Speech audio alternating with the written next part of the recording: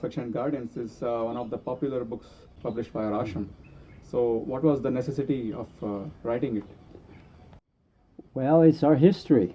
The history of our society, our members, and how Srila Sridhar Maharaj and Srila Prabhupada were actually very close and had lived together and worked together many times and knew each other intimately. So because we took Shiksha from Srila Sridhar Maharaj, I thought it was very important that the affection between these two is known to the devotees, because Srila Sridhar Maharaj had been vilified by some of the leaders in ISKCON, so I felt that needed to be answered. What kind of relation did Sridhar Maharaj and Srila Prabhupada share between themselves? Their relationship was very intimate. They lived together in Calcutta.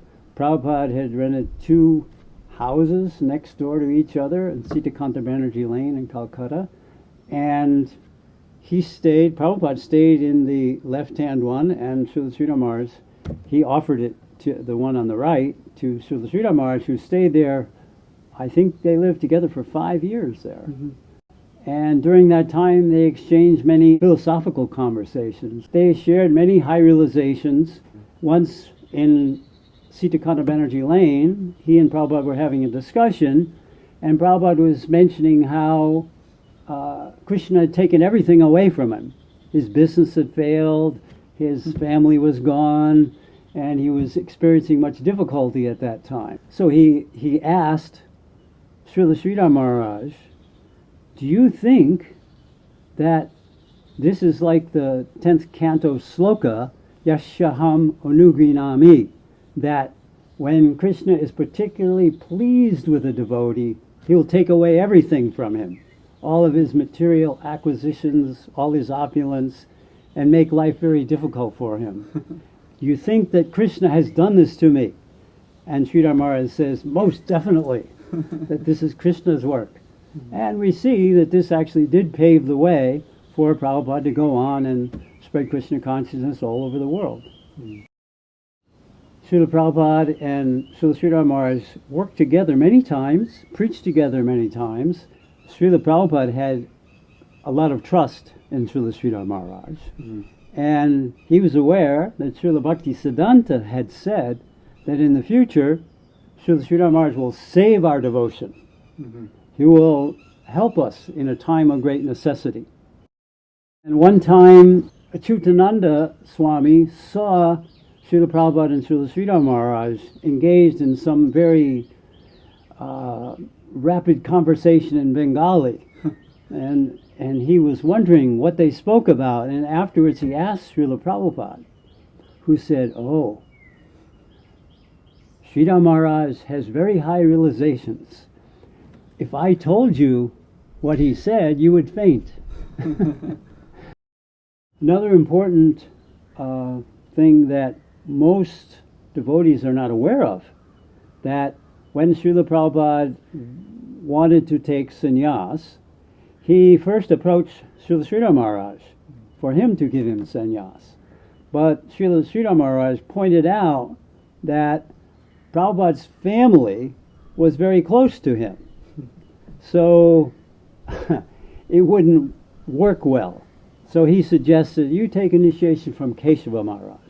He also explained that Keshava Maharaj took sannyas from me, therefore taking sannyas from Keshava Maharaj is like you taking it from me.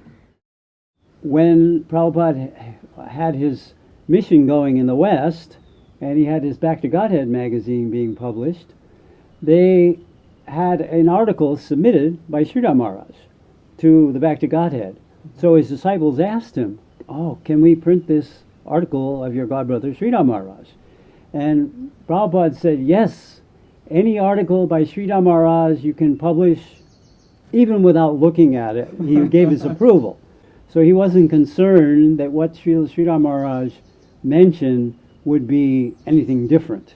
Srila Prabhupada also mentioned that aside from himself, only Sridhar Maharaj was qualified to translate the Bhagavatam purports. Only he was qualified, Sridhar Maharaj. Srila Prabhupada also sent his disciples to Sridhar Maharaj to learn at different times. He brought the disciples there himself to learn how to do Vyasa Puja, and he also sent Achyutananda to stay there for like a year and study. Srila Prabhupada mentioned to Achyutananda, he said, Sridhar Maharaj, he is my Shiksha Guru. So certainly, if he's my Shiksha Guru, he'll certainly be good enough for you. So please go there and learn from him. And he also instructed his disciples later on, in the latter time, that if you have any spiritual questions, please go to my godbrother, B.R. Sridhar Maharaj. Here's a quote from a letter that Srila Prabhupada wrote to his disciple Rishikesh in 1969. Because you are my disciple, and I think a sincere soul, it is my duty to refer you to someone who is competent to act as Shiksha Guru.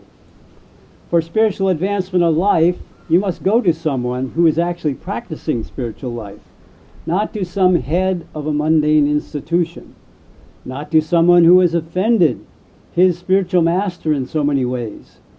I do not wish to go into details here. So if you're actually serious to take instructions from a Shiksha Guru, I can refer you to one who is the most highly competent of all my godbrothers. This is B.R. Sridhar Maharaj, whom I consider even my Shiksha Guru.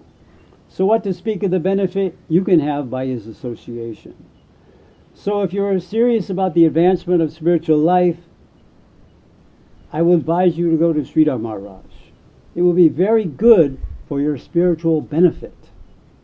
And I will feel that you are safe. This is an important point. When I was in India with the others, we lived with Sridhar Maharaj. You can also make arrangements for your other godbrothers to go there in the future. He's thinking in the future that more of his disciples would go there. So in a conversation between Srila Prabhupada and Srila Sridhar Maharaj, they were talking about a temple of understanding that Srila Sridhar Maharaj had conceived, where it would show the gradations of the planetary systems according to Brihad Bhagavatamrita. And because Srila Sridhar Maharaj didn't have the funds, he asked Srila Prabhupada to build it, and he said, yes, I will build it under your direction. And as we know, it was built, but the concept changed quite a bit. It doesn't follow the Brihad Bhagavatamrita as Srila Sridhar Maharaj had devised.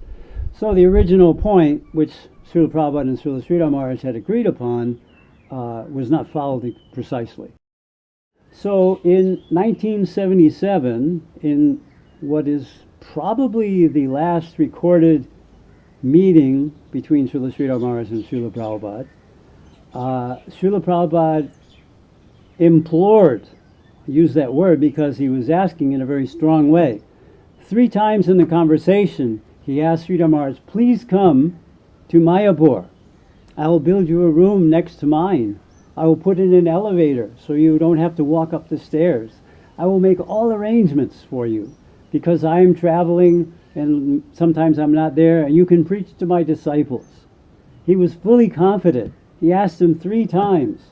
And Prabhupada asked Srila Sridhar Maharaj to become the president of ISKCON. Now, all of this is at the end of Srila Prabhupada and Srila Sridhar Maharaj's being together. This is the last time they're together. And if there's any question about any negativity toward Srila Sridhar Maharaj, for instance, the Rupanuga letter, where Prabhupada says that my godbrother is responsible and so on and so on, Prabhupada is angry. And there's a reason for that. So after this Rupanuga letter came, then he's asking Srila Sridhar Maharaj, come, please come. I want very much that you'll come. And I will make you the president, like this. So this is after this other so-called negative letter, which is used as apparent evidence of what Prabhupada thought towards Srila Sridhar Maharaj. So one might ask, why Srila Sridhar Maharaj did not accept Srila Prabhupada's invitation.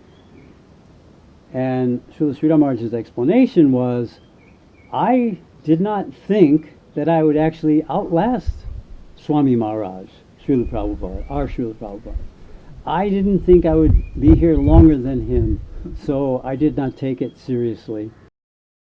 And just one little point was, one of my godbrothers said, oh, Prabhupada told us like this, meaning our Srila Prabhupada. And Srila Sridhar Maharaj said, no, he did not tell you that. He insisted, and the disciple said, no, Prabhupada told me personally. And Srila Sridhar Maharaj said again, no, he didn't tell you that.